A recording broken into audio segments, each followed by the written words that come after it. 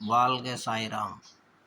உதாரணத்துக்கு இப்போதைக்கு பார்த்தீங்கன்னா, மேஷ லக்னத்தோட ராசி நாயகன் 6ஆம் இடத்துல வந்துட்டார். கிரகண யோகத்தில் இருந்தார்.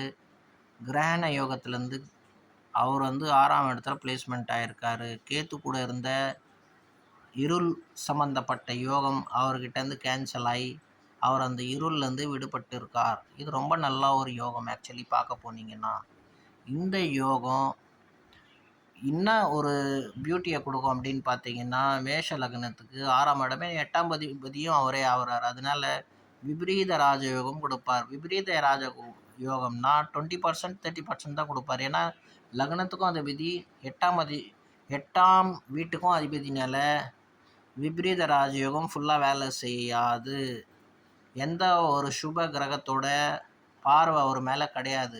பட் அப்படி இருந்தாலும் லக்னத்துக்கும் அதிபதினால விபரீத ராஜயோகம் கிடையாது. பட் இருந்தாலும் அவர் அவரோட பெரிய எனிமி புதன் பயங்கர மகா பெரிய எனிமி வீட்டில் உட்கார்ந்துருக்கார், பிளேஸ்மெண்ட் ஆகிருக்கார். இந்த பிளேஸ்மெண்ட் ரொம்ப நல்ல பிளேஸ்மெண்ட்னு சொல்ல முடியாது, 6ஆம் இடம்.